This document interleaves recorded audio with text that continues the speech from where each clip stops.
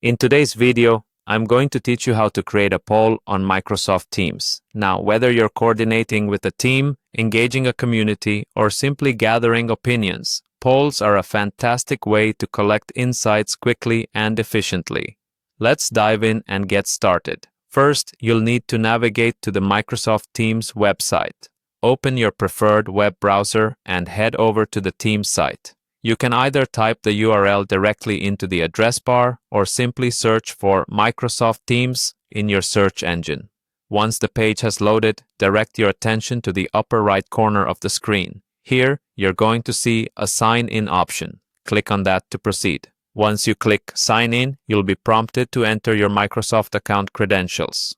This is typically the email and password associated with your organization or personal account. Enter the information carefully and proceed to log into your account.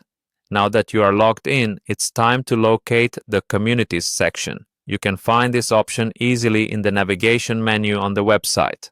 Click on Communities to advance, which will lead you to a list of all your active communities. Identify and click on the community where you'd like to create your poll. With your community open, the next step is to make a post. Look for the Post button. This is generally situated somewhere prominent within the community page. Click on Post to begin drafting your message.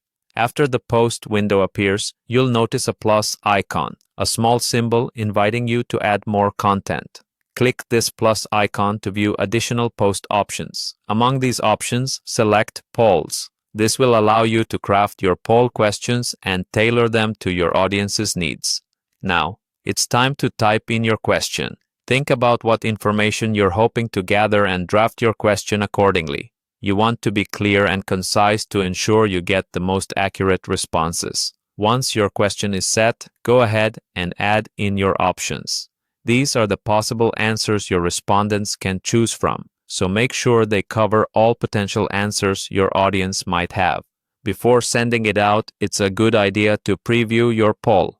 Look for the Preview button, which will give you a final look at how your poll will appear to others.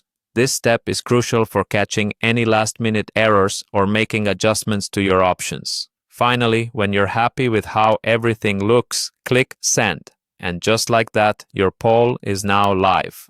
Your community members can start voting, and you'll soon gather the valuable insights you need. Creating a poll on Microsoft Teams is straightforward and a fantastic tool for engagement. Thanks for watching and happy polling.